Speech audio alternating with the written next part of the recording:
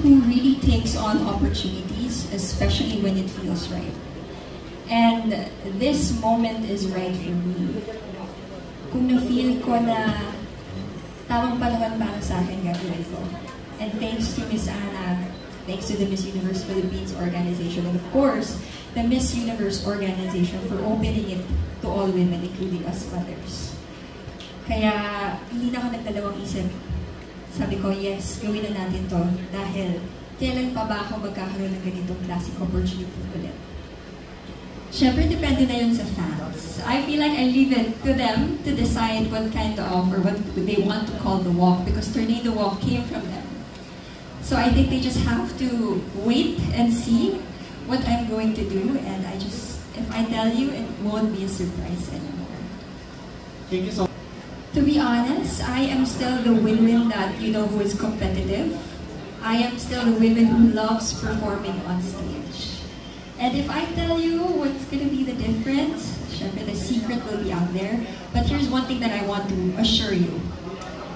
If you thought that you have seen the best of me, you have to wait and see. Syempre, aside from my cousin, Michelle Marquez, who is here, diba? I think one person who really motivated me is of course my daughter.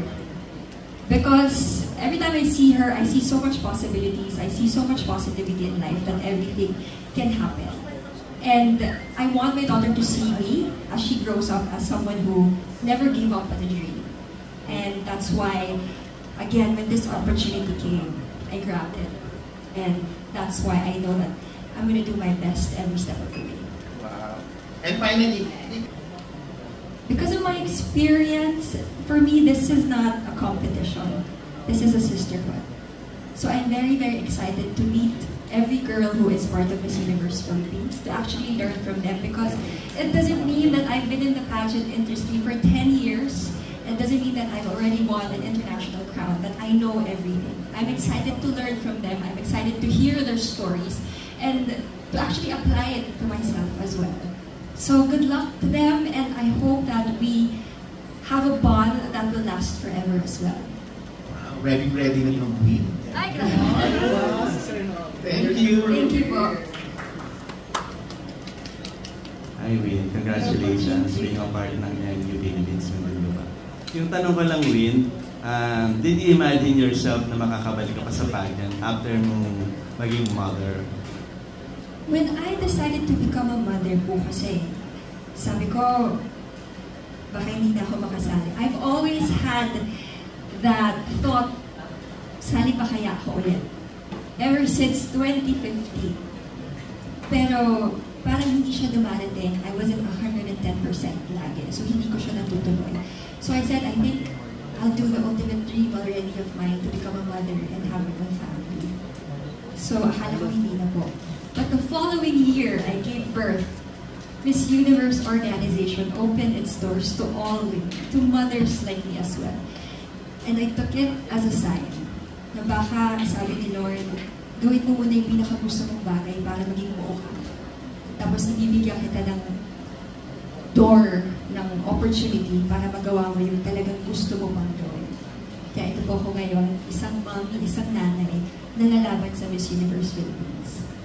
What preparation yung ginagawa mo ngayon para to win the crown as Miss Universe? I've been training for about 2-3 months. And I think tough is an understatement. It hasn't been easy. Dahil iba na po ang pageantry ngayon compared to before. So I educated with myself kung how it is now, especially with social media, with everything that is different right now. Thanks again to my cousin who has been helping me, and to all the other queens who have joined Miss Universe Philippines has been helping me a lot. I've been training because I know that I want to give a performance that people will remember, and I'm ready to give that now. My last question is, speaking of your cousin, Shirley, tanong ko lang, sa dami ng advices na ibinigay niya sa'yo, ano yung tumatak at hindi mo malilimutan na pwede mong i-apply na para maging Miss Universe? Nako, siya kasi perfectionist yan Siguro ang tumatak talaga sa akin is, if you really wanna join, and if it's in your heart, do it. No matter the outcome is. Kasi pag nasa puso mo yung ginagawa mo, lalabas at mag-resonate sa ibang tao yun, and yun ang importante. You know, for me, it's not always about winning. It's also about trying. Because when you try, you will never have regrets in your life, and that is what's important. Thank you, Win. For the win. Thank you. Yes. I want to say yes because I want to have a positive mindset. Because if I don't have that kind of mindset, it will affect me. So I want to believe that third try is a charm and a win-win situation for me. I believe in you, Yin. Thank you. You know, I've been very selfless already. The competition is not just about me. The difference before is, syempre, iisip ko yung sarili ko, how I'll do this, how I'll do that.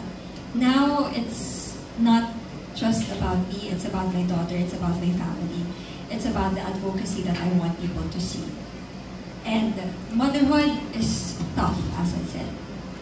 But Miss Universe Philippines, Miss Universe organization has given us a platform to share our stories, to share my experiences. Kaya, yung motherhood, makikita nyo kung gaano akong katapang ngayon. Makikita nyo kung gaano ako ka-ready. Because if you are beside someone who is whole, I don't think you can actually defeat that. Thank you. Okay. It's really not about winning. It's about how you are on stage, how you give your all on stage.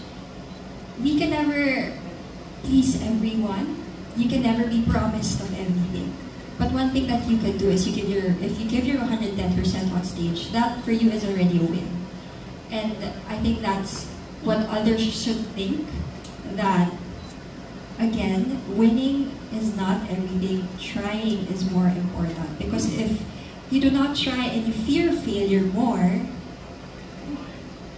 well, you wouldn't learn, correct? So for me, I'm just gonna give it my all on stage and show everybody that I can do it. That's the best mindset ko. Okay, thank you. So, are you the type na tumitingin kung sino yung magiging biggest competitor mo? Again, without name dropping. If you want, you can also do it. You know, I've been following a lot of pageant pages, so of course I have an idea who's going to join.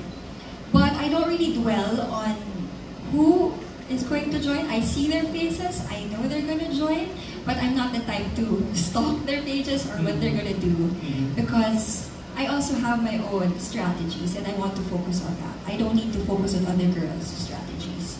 And alam nyo, pag ganyan kasi, if you want to know I'm excited for every girl, but I'm actually excited to see first new girls because I haven't seen them before.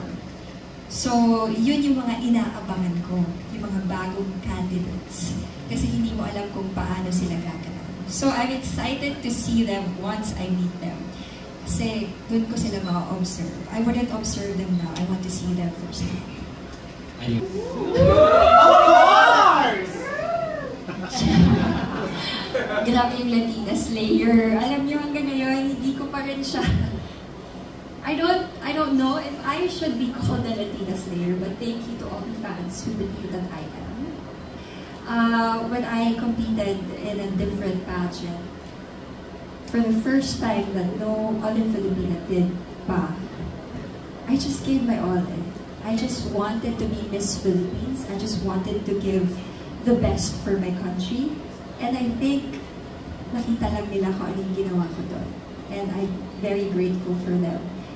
Kasi if wala sila, hindi din ako makakarating kung nasan ako.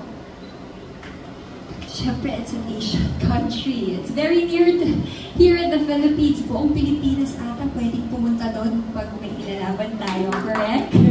Hindi magpapatalo ang mga Pinoy. Spark in a way na sana, God willing, ako ang magre-represent ng Philippines for that. I hope. We're excited for you. Thank you so much. Thank Win. you.